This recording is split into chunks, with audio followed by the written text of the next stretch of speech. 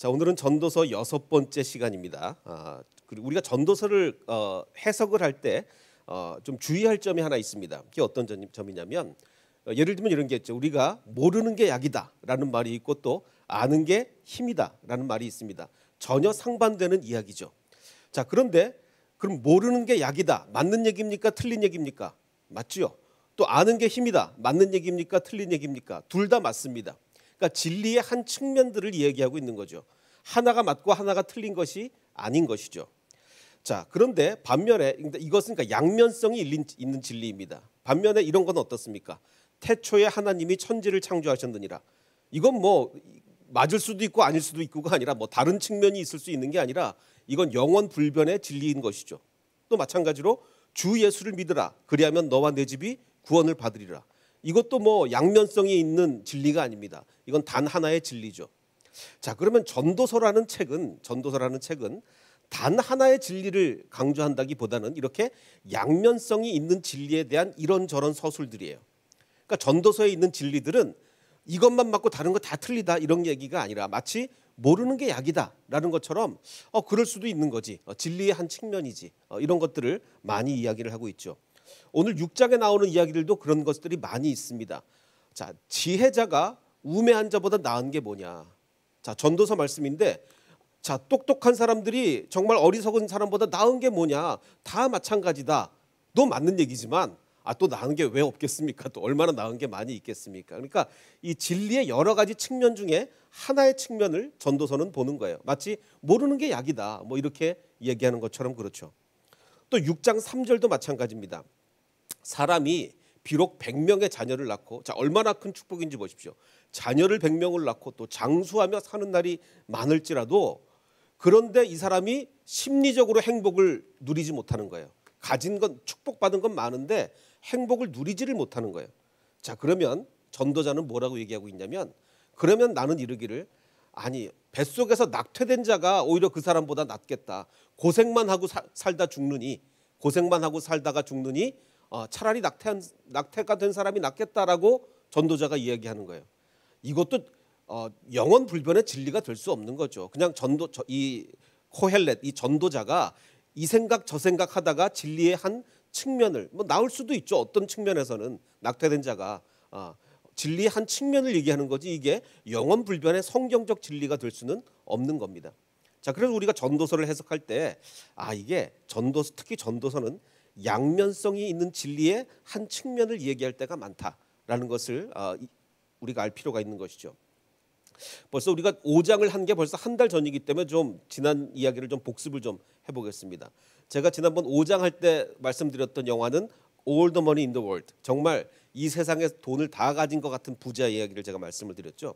그 세계 최고의 부자였던 폴 게티에 관한 이야기였습니다. 이 사람의 손자가 유괴되었던 정말 가슴 아픈 실제 이야기였죠. 정말 근데 이 사람은 놀랍게도 전 세계 최고 부자고 뭐 돈이 많아서 어쩔 줄을 모르는 사람인데 이 손자의 몸값으로 소득공자가 되는 범위 내에서만 몸값 현상을 벌였던 정말 물론 그렇다고 해서 뭐 유괴범이 달라는 대로 다 주는 건 그것도 또 좋은 일은 아닙니다. 근데 어쨌든 간에 이 소득공자가 되는 범위 내에서 몸값을 주려고 했다는 게 우리를 좀 놀라게 했었죠. 자, 이 사람은요 돈이 너무 많아서 행복하지 못했던 사람이에요. 오히려 이 많은 부가 이 사람한테 전혀 행복을 가져다 주지 못했습니다. 마치 5장에서 이렇게 얘기하고 있는 것 같죠. 이 세상의 해 아래서 큰 폐단이 되는 일을 내가 보았나니 소유주가 재물을 얼마나 소유하냐면 자기에게 해가 되도록 소유하는 것이다. 바로 이 사람을 두고 하는 말 같았습니다.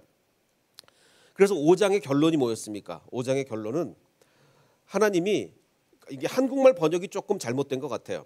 어떤 사람에게든지 그럼 마치 모든 사람에게 이렇게 얘기하는 것 같은데 NIV는 someone, 그러니까 하나님이 어떤 사람에게는 재물도 주시고 부여를 그한테 주셨는데 그것을 누리게 하시며 즐거워하게 하셨다. 자, 이게 잘 생각하셔야 됩니다. 재물을 주고 부여를 주셨는데 받았는데 못 누리는 사람이 있어요. 폴 게티 같은 사람이에요. 많은 걸 받았는데 누리지를 못해요. 근데 하나님이 어떤 사람에게는 그거를 주시면서 또한 누리게까지 하셨다. 이게 진짜 행복이죠. 누릴 수 있는 게 행복이 아니겠습니까? 이건 하나님의 선물이다 이렇게 얘기를 하는 이게 5장의 결론입니다. 자, 오늘 6장은 또 이런 말씀이 있어요.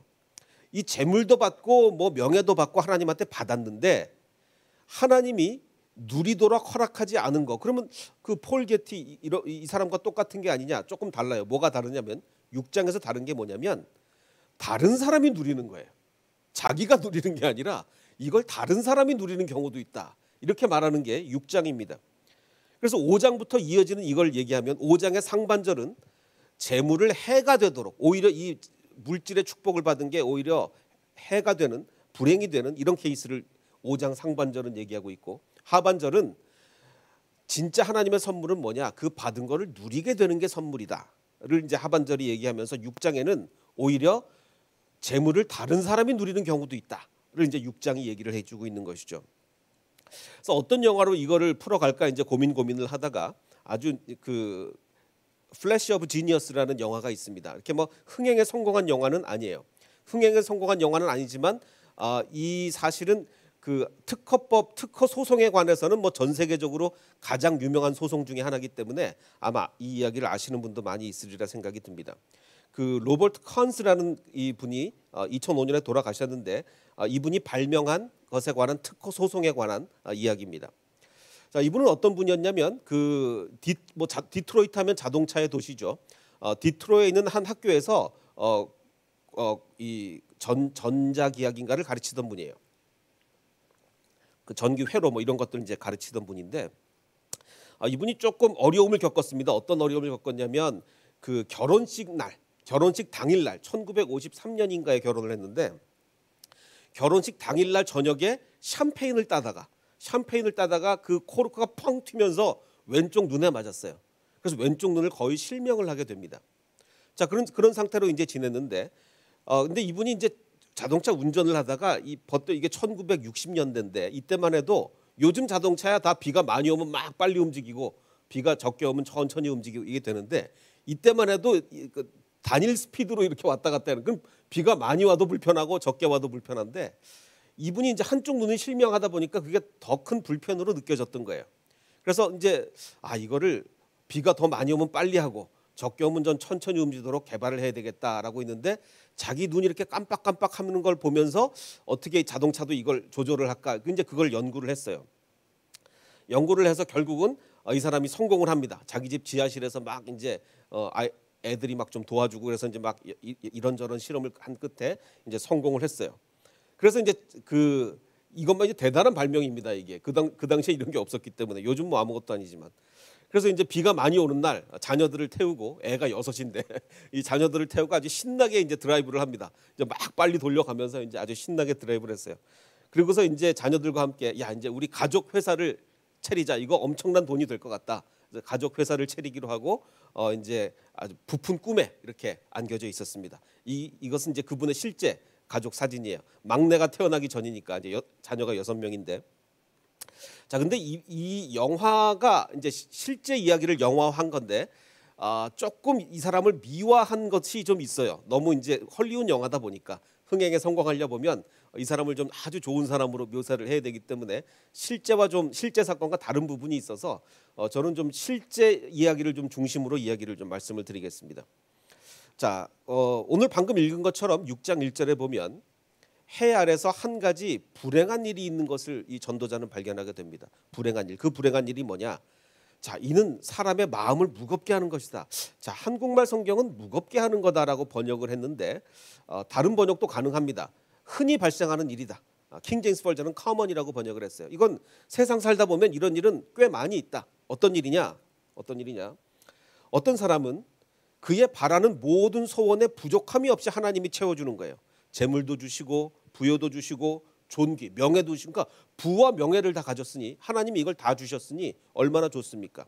자, 이걸 다 받았는데 문제는 하나님께서 그가 그것을 누리도록 허락하지 아니하셨어요. 재물을 주시고 명예를 주셨으면 그걸 정말 잘 누리도록 그것까지 허락을 해주셔야 되는데 물질만 주시고 그거를 누리게 허락을 안 해주셔가지고 엉뚱하게 아까 말씀드린 것처럼 다른 사람이 그걸 누리는 거예요. 얼마나 그럼 속이 터지겠어요. 이걸 내가 못 누리고 다른 사람이 누리니 얼마나 속이 터집니까? 그래서 성경은 이야기하기를 이것도 헛되어 악한 병이다. 여기서 말하는 병이라는 것은 이거 어떤 사람에게 닥친 질병처럼 참 불행한 일이다라는 거예요. 아니 물질이 있는데 그걸 내가 못 누리고 다른 사람이 누리고 있으니 이거 얼마나 이게 참 불행한 일이겠습니까? 지금 이 사건이 지금 이 컨스 박사에게 벌어지고 있는 거예요. 자, 그럼 어떻게 이런 일이 벌어졌느냐? 자, 이 사람이 정말 이 아주 대박이 날 만한 기술을 개발한 겁니다. 그래가지고 이걸 어디로 가져갔냐? 이 디트로이트에 마침 또 디트로이트 이 포드 회사에 가져갔습니다. 그래서 1963년에 포드 회사에 이 기술을 가지고 가서 기술자들 앞에서 시연을 합니다. 봐라, 내가 이거를 빠르게도 할 수 있고 천천히도 할 수 있다. 요즘 같으면 정말 아무것도 아니죠. 뭐 이걸 이제 개발했어요. 그래서 포드 기술자들이 그거 한번 좀 들여다보자. 절대로 안 보여주죠. 이거 뭐 기술을 들통났다가는 뺏기는 거 아니겠습니까? 그래서 자동차를 가지고 멀리 두고서 멀리서 봐라 이러면서 이제 막 기술 시연을 펼쳐봐요. 그러니까 뭐 너무 좋잖아요. 그래서 포드 기술자들이 야 이거 우리 자동차에 적용을 해야 되겠다. 기술을 달라. 뭐 이러고 있는 중에 이 사람 바로 이제 특허 출원을 합니다. 1964년에 이제 특허 출원을 해서 자, 특허를 받은 날이 67년 11월 7일이니까요. 제가 태어나고 이틀 후입니다. 제가 태어나고 이틀 후에 이 사람이 이제 요 기술로 이제 특허를 받았어요. 자, 근데 이제 이 포드 자동차에 문제가 발생합니다. 이 사람들이 핑계를 대가면서 이거를 그러니까 안전 점검을 받아야 자동차에 적용할 수가 있다. 안전 점검을 받자. 그래서 이거를 워싱턴으로 갖고 가야 되니 그 시제품을 달라. 자, 그럼 이거 시제품 줘야 됩니까? 안 줘야 돼? 이거 시제품 주면 그거 열어보면 다 알잖아요.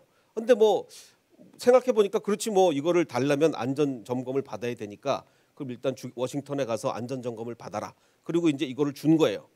자, 그런데 시간이 얼마 지난 후에 포드 자동차에서 우리는 이 기술에 관심이 없다. 이거 우리 차에는 안 어울리는 것 같다. 그리고 퇴짜를 놨어요. 자, 지금 이 사람은요. 자기가 이거를 생산을 해서 포드에다 납품을 하려고 뭐 포드뿐이겠습니까? 온 전 세계 모든 자동차 회사에다가 납품을 하려고 공장 부지까지 다 마련해 놓고 지금 돈을 막 투자를 해가지고 이걸 차려놨어요. 이걸 차려놨는데 포드에서 시제품까지 가져가 놓고 관심 없다고 하니 완전히 그야말로 망하게 생긴 거죠. 그래서 정말 이 사람이 그야말로 멘붕에 빠졌습니다. 자, 그런데 1969년에 포드에서 새로운 자동차가 나왔는데 그 모터쇼에서 새로운 자동차를 공개를 했는데 거기에 그 기술이 달려 있는 거예요.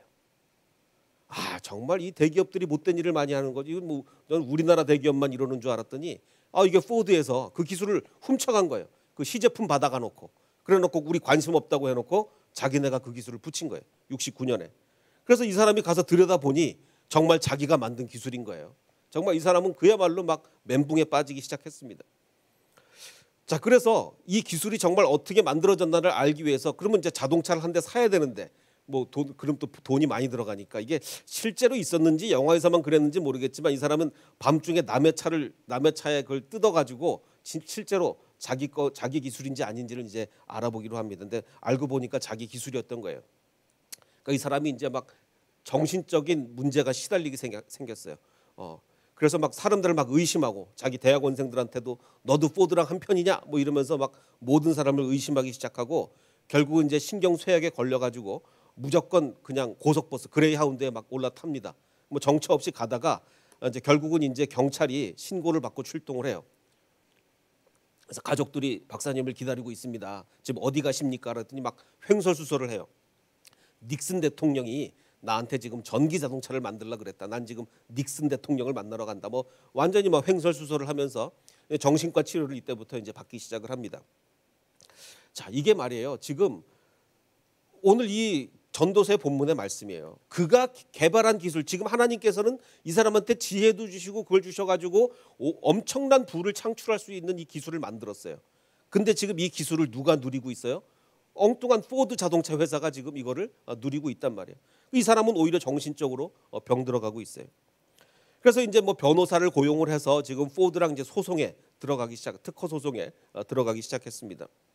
자, 그러던 중에 이제 포드 자동차는 뭐 분명히 자기네가 이제 기술을 훔쳤으니까 이제 제안을 합니다. 그래서 변호사를 통해서 포드가 합의금을 제안해 왔다라고 하면서 자, 여러분이라면 이게 1960년대에서 70년대 넘어간 1970년대예요.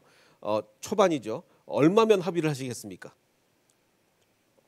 포드 자동차가 1970년대 얼마면 합의를 하시겠습니까? 자, 포드 자동차가 변호사 통해서 얼마의 합의금을 전해왔냐면 25만 달러를 제안을 했습니다. 요즘 돈으로 그러니까 3억이 넘는데 이 1970년대 3억이 넘는 돈이면 굉장히 큰 돈 아니겠어요? 저 같으면 덜컥 수용을 하겠는데 이분이 거절을 합니다. 거절을 하면서 뭐라고 얘기를 하냐면 나는 거기에 합의를 해줄 수 없다. 이 돈이 문제가 아니고 첫째, 그 사람들이 내 기술을 훔친 걸 인정을 해라. 포드가. 그리고 두 번째, 그리고 내가 제작을 해서 납품을 하겠다. 그 제작을 내가 제작할 권리를 달라. 이 두 가지를 이제 원하게 됩니다. 그러자 이 변호사는 이제 앞길이 뻔하잖아요. 포드라는 어마어마한 회사랑 싸워야 되는데 그게 가당키나 한 얘기나 당신은 100번 싸우면 이거 100점 100패다. 포드랑 싸워서 어떻게 이기려고 그러냐라고 하면서 포드는 엄청난 양의 서류 더미 속에서 당신을 파묻히게 할 거다. 앞으로 평생을 당신 소송하다가 그냥 늙어 죽을 거다. 사실은 맞는 얘기예요. 어떻게 그 포드를 이기겠어요? 막 미국 최고의 변호사들을 사서 이제 할 건데. 자, 근데 이 사람은 결국 거절을 해요. 그리고 이제 기나긴 특허 소송에 들어갑니다. 자, 이 로버트 컨스라는 사람의 소송을 바라보는 두 가지 시선이 있습니다. 영화랑은 조금 달라요. 영화랑 좀 다른데 저는 이거를 몇 개로 제가 분류를 해봤습니다. 어떻게 분류를 해봤냐면 첫째, 이 사람이 지금 주장한 게 두 가지거든요. 이거 그 사람들이 기술을 훔쳤다는 걸 인정해라. 진실을 규명해라. 두 번째, 그리고 내가 제작하겠다. 내가 제작해서 납품하겠다. 이건데 자, 진실을 규명한다는 것은 여기서 또 두 가지로 갈라질 수 있죠. 나는 대기업의 횡포를 막기 위해서 나는 의로운 싸움을 하겠다. 어떤 것이 진짜 의고 거짓인지 난 밝혀내겠다. 이런 견해가 있을 수 있고 또 하나는 그냥 자존심일 수 있죠. 이거 내가 개발한 기술인데 왜 자기네가 하냐. 나 이거 자존심 상한다. 이거 자존심에 관한 문제일 수도 있습니다. 뭐 그 사람의 진짜 마음이 어떤 건지는 우리가 모르죠. 또 마찬가지로 내가 직접 생산을 하겠다고 하는 것은 나는 포드뿐만 아니라 여러 회사에 납품해서 내가 이익을 최대화하겠다라는 것도 가능하고 또 그게 아니라 야 이거 내가 만든 건데 내가 개발한 기술인데 내가 직접 제품을 만들어야지 뭐 이럴 수도 있어요. 뭐 여러 가지 지금 그 가능성이 있는데 어떤 건지는 사실은 자기만 알 수 있을 뿐만 아니라 자 근데 만약에 이걸 카테고리로 분류를 하자면 첫 번째 케이스 즉 대기업에 나는 횡포를 막겠다라는 것은 굉장히 의로운 싸움이죠. 만약에 이 로버트 컨스라는 사람이 정말 이게 진짜 목적이었다면 이 싸움은 굉장히 가치 있는 싸움이에요. 정말 약자들을 보호하는 거죠. 우리나라도 이 대기업한테 이 기술을 뺏긴 중소기업들이 얼마나 많습니까? 제가 아는 사람들 중에서도요. 이 대기업의 기술 뺏긴 이 중소기업이 많아요. 만약에 이거라면 진짜 의로운 싸움인데 다른 것들이라면 사실은 조금 욕심이에요. 나는 돈을 좀 더 받겠다든지 나는 돈을 좀 더 벌겠다라든지 아니면 이거 내 자존심 걸린 거다. 뭐 이건 좀 다 욕심에 해당하는 거죠. 자, 영화와는 달리 가족들은 어떻게 생각을 했느냐? 조금 이 사람이 욕심을 부렸다고 가족들은 생각한 거. 영화는 그렇게 안 나옵니다. 영화에서는 정말 가족들이 똘똘 뭉쳐가지고 막 의로운 싸움을 하는 걸로 나오는데 사실은 좀 다른 것 같아요. 자, 근데요. 이 사람의 마음이라는 건요. 사실은 제가 여러 가지로 카테고리 구별을 했지만 대부분의 사람의 마음은 이게 동시에 다 있어요. 그래 이거 대기업이 이러면 되나? 이거 의로운 싸움을 싸워야지 이런 마음도 있는가 하면 자기가 돈을 더 벌고 싶은 마음도 있고 뭐 자존심도 있고 다 그런 거죠. 예를 들면 이거예요. 그 다윗이 골리앗과 왜 싸우러 나갔습니까? 골리앗과 싸우러 나간 이유예요. 이유가 뭐예요?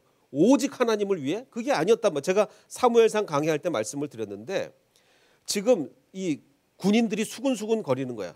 야 이거 사울 왕이 이거 발표를 했다. 어떤 발표를 했냐면 사울 왕이 누구든지 그 골리앗을 싸워서 죽이면 그 사람한테 첫 번째 많은 상을 내리고 두 번째 그 왕의 사위로 삼고 세 번째 세금도 면제해 준다더라. 저 골리앗만 무찌르면 엄청난 상금 왕의 사위 그리고 세금까지 면제해 준다더라. 이 얘기를 막 군인들이 막 얘기를 하니까 다윗이 지나가다 그 얘기를 듣고 뭐라 그래요? 난 그런 거 관심 없고 난 오로지 주님만을 위해서 싸우러 나가겠다. 이게 아니고 다윗이 곁에 있는 사람들한테 그걸 주워 듣고서 물어봐요. 저 블레셋 사람을 죽이는 사람한테는 어떻게 해준다고요? 어떻게 죽이는? 첫 번째 상을 많이 내리고 왕의 사위로 삼고 세금을 면제해 준다니까요. 그러니까 다윗은 나는 그런 거 다 관심 없어요. 난 오로지 주님만을 위해서 나가겠습니다. 안 그랬다고요. 다윗도 그 다음에 뭐라고 얘기하냐면 저 할례도 받지 않은 블레셋 녀석이 무엇이기에 하나님을 섬기는 군대들을 이렇게 모욕하는 겁니까? 그러니까 물론 오로지 주님의 명예를 위해서 싸우러 나가겠다 이것도 있었지만 다른 것에도 관심이 있었어요. 다윗도 우리랑 똑같은 사람이란 말이에요. 목숨 걸고 오로지 주님만을 위해 그런 사람이 아니었어요. 우리랑 똑같아요. 지금 그 로버트 컨스라는 사람도 이게 막 다 섞여 있었을 거예요. 대기업이 그러면 안 되지. 나는 약한 자들을 위해서 이거 소송 끝까지 이겨야 되겠어. 이런 마음도 있었을 거고 뭐 돈도 좀 더 벌고 싶었을 거고 뭐 다 그랬을 거예요. 그래서 이 사람이 정말 오랜 기간 외로운 싸움을 싸워 나갑니다. 첫 번째 재판이 마치기까지 12년이 걸렸어요. 12년 동안 정말 이 법적 다툼이 얼마나 정말 피를 말립니까? 그동안에 이제 정말 자기를 위로해주고 그 아내가 정말 이제 큰 도움을 많이 줬었는데 이 어마어마한 포드라는 어마어마한 회사를 상대하다 보니 이 포드가 어떤 회사입니까? 포드는요. 여기서 이 영화 포스터가 이게 뭐냐면 그 포드의 본사예요. 포드 본사를 딱 바라보면서 엄청난 그 장벽을 느껴지는 거죠. 야, 이거를 내가 혼자 싸워서 이기나 뭐 이러면서. 자, 근데 이제 문제는 무려 12년간이나 지리한 법적 다툼을 이 사람이 정말 몰두해 가면서 하다 보니까 결국은 가족들이 그를 떠납니다. 아내가 그 이혼을 선포하고 떠나가 버려요. 자녀들을 데리고. 자, 그래서 이제 이 사람은 가족도 잃고 좀 이런 생각을 여기서 할 수 있죠. 아, 그럼 이 정도 되면 그 사람의 진짜 목적이 뭔지는 모르겠지만 진짜 목적이 오로지 정의를 위해서라면 가족을 희생해서라도 나는 정의를 이루겠다. 이거란 모르겠지만 뭐 돈을 더 벌기 위해서라든지 그게 목적이라면 이 가족을 잃는 데까지는 가면 안 되지 않는가 이런 생각도 듭니다. 여러분 같으면 어떻게 하시겠습니까? 이 고대 사회에 이 성경이 쓰여지던 이 고대 사회에 세 가지 축복이 뭐냐라고 물어본다면 이렇게 대답을 하겠죠. 첫 번째 축복은 자녀를 많이 낳는 겁니다. 특히 아들을 많이 낳는 게 고대 사회의 첫 번째 축복이고 두 번째 축복은 오래 사는 겁니다. 요즘은 뭐 축복이라고 별로 생각 안 하지만 옛날엔 하여간 오래 사는 게 축복이에요. 세 번째는 묻힐 때 잘 묻히는 거예요. 열조에게로 돌아간다. 이게 뭡니까? 그 이스라엘 사람들은 이 가족묘지에 잘 묻혀야 열조에게 돌아갔다 이렇게 얘기를 합니다. 그래서 묻히는 것도 잘 묻혀야 돼. 이게 고대 이스라엘 사람들의 세 가지 축복이에요. 자, 그런데 이 6장에 이 세 가지 축복에 대해서 나오는데 첫 번째 6장 3절에 사람이 비록 100명의 자녀를 낳는다 할지라도 이 첫 번째 축복이죠. 그리고 두 번째 또 장수하여 사는 날이 많다 할지라도 그 영혼은 그러한 행복으로 만족하지 못하고 이렇게 축복을 받았으면 만족하고 행복을 느껴야 되는데 받았음에도 불구하고 만족하지 못하고 또 그가 안장되지 못하면 정말 평안하게 묘지에 묻히지 못한다면 나는 이르기를 아까 제가 말씀드린 거예요. 낙태된 자가 오히려 더 난 거 아니냐 이렇게 이제 전도자가 코헬렛이 이야기를 하는 거죠. 그러니까 이거는 아까도 말씀드렸듯이 성경적 진리라고 얘기하면 안 되고 이건 진리의 한 측면이다 이렇게 이제 보셔야 되는 거죠. 지금 이 로버트 컨스라는 사람이 바로 이걸 느낀 거예요. 바로 이 상황이에요. 정말 많은 거를 받았는데 나중에 이제 이 포드가 제안한 금액을 들어보시면 아마 놀랄 겁니다. 많은 걸 받았는데 전혀 누리지 못하는 거예요. 아무것도 누리지 못해요. 전혀 행복하지 못해요. 그래서 나중에 이제 근데 가족들은 이렇게 얘기하는 거예요. 지금 가족들은 이 아내도 그렇고 이 정도면 우리가 만족해야 되는 거 아니냐. 여기서 그만하자. 그런데 이 사람은 결코 만족하지 못합니다. 그래서 이제 포드에서 찾아왔어요. 100만 달러 드리겠습니다. 100만 불. 이게 지금 1970년대인데 100만 불이면 뭐 어마어마한 거죠. 100만 불을 드리겠습니다. 근데 이 사람 아직도 거절을 해요. 나는 계속 법정 투쟁을 벌이겠다. 계속 나갑니다. 자, 그러자 이제 포드에서도 이제 세게 나오는 거죠. 어마어마한 이제 변호사들을 고용해 가지고 이렇게 얘기하는 겁니다. 지금 여기 컨덴서 들어가고 뭐 이런 건데 이거 컨덴서를 이 컨스 박사가 발명했나요? 아니죠. 이 컨스 박사는 이 사람이 한 거는 그냥 요것들을 이렇게 배열했을 뿐입니다. 뭐 이런 논리들을 펼쳐나가요. 그러자 이 사람은 어떻게 이제 반격을 하냐면 여기 찰스 디킨스의 작품이 있습니다. 이 책에 보면 더라는 단어가 얼마나 많이 나오는지 몰라요. 근데 이 더라는 단어를 찰스 디킨스가 만들었나요? 아니죠. 이 찰스 디킨스의 이 놀라운 작품은 이 사전에 있는 단어들을 새롭게 배열한 것뿐입니다. 그렇죠. 다 사전에 나와 있는 단어들을 배열한 것뿐입니다. 근데 이게 놀라운 작품 아닙니까? 배열을 했다고 해도 이거는 새로운 창작물이다 이렇게 이제 주장을 하는 거예요. 이거 나중에 특허 소송에서 굉장히 유명한 이야기가 됩니다. 그래서 이미 존재했던 부품으로 만들었지만 이거는 분명히 발명품이다 이렇게 주장을 하게 되는 거죠. 자, 근데 이 이야기가 전도서 6장에 오늘 본문 말씀에 또 있습니다. 이미 있는 것은 무엇이든지 오래전부터 그의 이름이 이미 불린 바 되었으니, 이건 무슨 얘기입니까? 사람이 정말 창조해낸 건 없다. 다 옛날부터 있는 것을 제로 배열을 하든지 뭐 이런 것들이지 사람이 새로 그야말로 해 아래 새 것은 없다. 다 새로 배열한 것뿐이다. 이걸 지금 얘기하고 있는 겁니다. 그래서 사람이 무엇이든지 이미 다 하나님은 다 아신다. 그래서 자기보다 강한 자와는 능히 다툴 수 없느니라. 우리가 하나님하고 다투겠습니까? 우리가 하나님하고 어떻게 다툽니까? 못 다투는 거예요.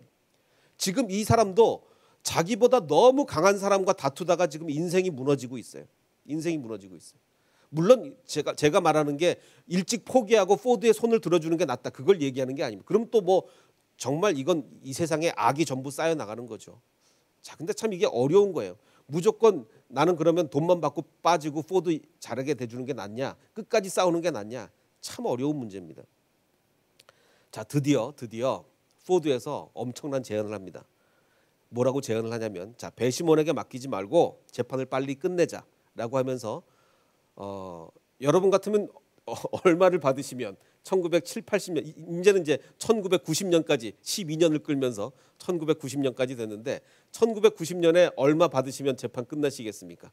이때 포드가 3천만 불을 제안을 합니다. 우리나라 지금 돈으로 300억이 넘는데 1990년대에 300억이 넘는 돈이에요. 어마어마한 돈이죠. 자, 자녀들 생각도 하셔야죠. 그러니까 사실 맞아요. 지금 가정이 다 파탄이 났어요. 뭐 아내 떠나고 지금 가정이 다 파탄 났는데 저 같으면 이제 받아들였겠어요. 저 같으면 이게 뭐 300억이 90년대에 넘는데 이거 가정 깨가면서 내가 지금 이걸 해야 되겠느냐, 이 받았을 것 같은데 이 사람은 또 이걸 안 받았어요. 끝까지 갑니다. 끝까지 가요. 그러자 이제 포드에서는 이제 어떻게까지 나오냐면 아주 또 유능한 최고의 변호사를 구해가지고 그의 정신적 경력을 또 들먹입니다. 저 사람은 지금 뭐 그때 닉슨 대통령 만나러 간다고 막 이런 엉뚱한 얘기하면서 정신병원에 입원했던 사람이다. 이 사람 말을 우리가 믿을 수 있느냐? 뭐 이렇게까지 지금 공격을 하는 거예요. 자, 드디어 이제 배심원들이 결정하는 날이 왔습니다. 배심원들이 그럼 어떻게 결정을 했을까요? 배심원들은 이 로버트 컨스 박사의 손을 들어줍니다. 1,100만 불을 배상을 해라, 포드가. 근데 아까 포드는 3천만 불 한다 그랬거든요. 근데 이 배심원들의 결정은 포드가 1,100만, 3분의 1이죠. 포드가 제안한 금액의 3분의 1인데 1,100만 불을 근데 제가 나중에 기록을 찾아보니까 1,020만 불인데 영화에는 1,010만 불로 나왔어요. 그 왜 차이가 났는지는 모르겠습니다. 어쨌든 1,000만 불을 배상을 해라라고 이렇게 배심원들이 결정을 했습니다.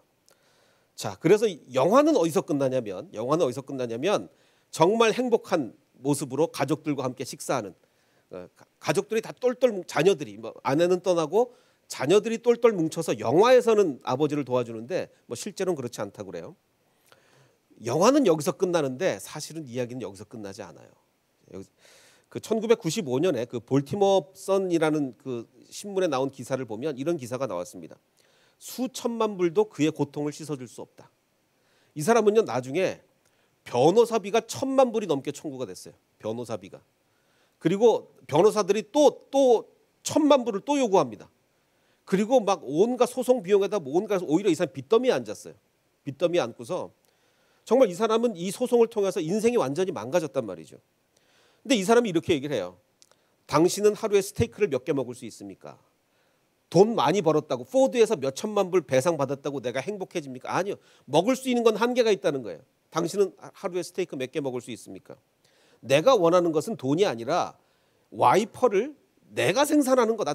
근데 난 아직 돈만 배상받았지 내가 생산하도록 내가 아직 그 결론을 못 얻어냈다. 계속 이러면서 그걸 위해서 평생을 지금 좀 이해가 가십니까?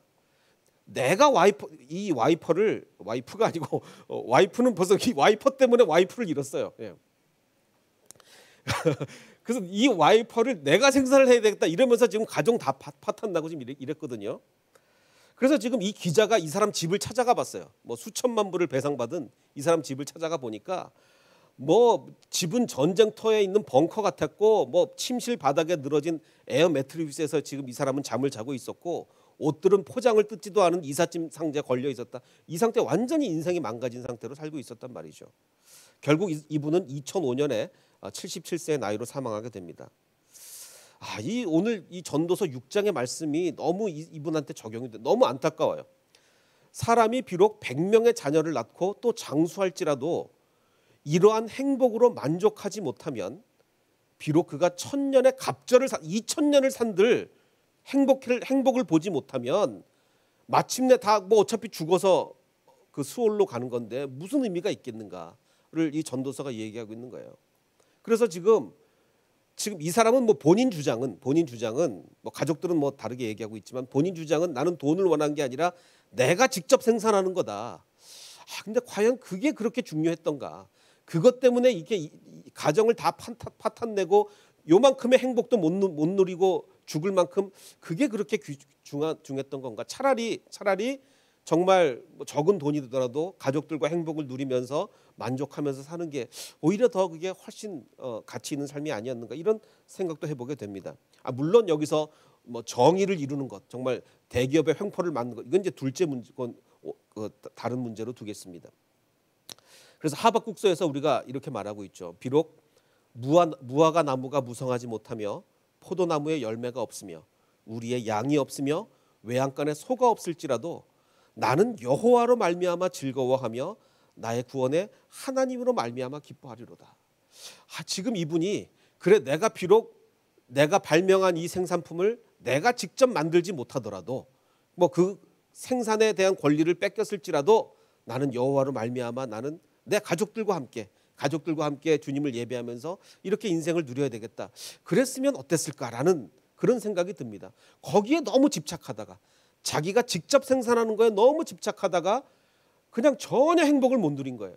가족 다 망가지고 뭐 정말 에어 매트리스 위에서 잠자면서 이삿짐 위에 옷 걸어두고 뭐 이렇게 살았단 말이죠. 그러니까 사도 바울이 이야기하는 것도 그렇죠. 나는 비천에 처할 줄도 알고 풍부에 처할 줄도 알아 모든 일 곧 배부름과 배고픔과 풍부와 궁핍에도 처할 줄 아는 일체의 비결을 배웠노라. 이건 무슨 얘기입니까? 나는 부할 때도 행복할 수 있고 비천할 때도 행복할 수 있다. 하나님만 믿으면 부할 때도 행복할 수 있고 비천할 때도 행복할 수 있다는 거예요. 그래서 내게 능력 주시는 자 안에서 내가 모든 것을 할 수 있느니라. 이거를 잘못 해석하면요. 하나님이 능력 주시는 자 안에서 나는 모든 걸 할 수 있다. 나는 전교 1등도 할 수 있고 나는 하버드 대학도 갈 수 있고 그 얘기가 아니죠. 어떤 환경 속에서도 나는 만족할 수가 있다. 주님이 주시는 환경 속에서 나는 만족하며 행복을 누리며 살 수 있다. 그 얘기 아니겠습니까? 그래서 이게 지금 4장 12절인데 그 앞에 보면 뭐라고 얘기가 나옵니까? 4절부터 보면 주 안에서 항상 기뻐해라. 아무것도 염려하지 말라. 어떻게 그럴 수가 있겠습니까? 모든 상황 속에서 만족할 수 있으니까. 모든 상황 속에서 만족할 수 있으니까 항상 기뻐할 수 있고 염려하지 않을 수가 있는 거죠. 다만 모든 일에 기도와 간구로 너희 구할 것을 어떻게 하나님께 하라? 감사함으로. 저는 이 로버트 컨스 박사가 감사를 못하신 것 같아요. 감사를. 그저 자기가 원하는 그 하나를 얻기 위해서 끝까지 가다가 정말 행복을 누리지 못하고 가신 것이 너무나 안타깝습니다. 저는 우리 모든 헤세드 교인들이 정말 주님 안에서 만족을 누리기를 원합니다. 우리는 하나님께 정말 많이 받은 사람도 있고 적게 받은 사람이 있어요. 많이 받으면 행복할까요? 그렇지가 않습니다. 적게 받으면 행복하지 못할까요? 그렇지가 않습니다. 받은 것 안에서 얼마든지 주님께 감사할 수 있고 얼마든지 행복을 누릴 수가 있어요. 많이 받은 것으로만 치면 이 로버트 컨스 박사를 어느 누가 따라가겠습니까? 3천만 불을 받아 나중에 그 클라이슬러하고 또 그 소송을 해서 거기서는 1,800만 불을 받아요. 그러니까 다 받은 게 3천만 불이 넘어요. 자, 어마어마한 돈을 받았는데 절대로 요만큼의 행복도 누리지 못하고 그는 돌아가셨단 말이에요. 그래서 우리는 정말 내가 많이 받았는지가 중요한 게 아니라 받은 것 중에서 얼마나 감사할 수 있는가. 이것이 정말 중요하다고 할 수가 있겠습니다. 그래서 아까 우리 불렀던 찬양이 있죠. 고단한 인생길 힘겨운 오늘도 주님 우리 아십니다. 주님은 주님이 다 주신 거기 때문에 우리한테 뭘 주셨는지 알고 또 주님이 다 허락하신 고난이기에 우리가 뭘 때문에 고난 당하시는지도 알아요. 주님은 우리 마음 아시죠? 지나간 아픔도 마주할 세상도. 그래서 우리는 하루를 살아도 기쁨으로 살아야 되지 않는가. 아까 우리 성경 말씀에 1000년을 2번 살아도 행복을 누리지 못하면 아무 소용없다고 그랬어요. 근데 하루를 살아도 기쁨으로 산다면 정말 그것이 의미 있지 않을까. 그래서 지금 우리가 겪고 있는 어려움 다 지나갑니다. 이 또한 지나가리라. 주어진 내 삶의 시간 속에서 주님의 뜻을 발견하는 저와 여러분이 되시기를 주님의 이름으로 축원합니다.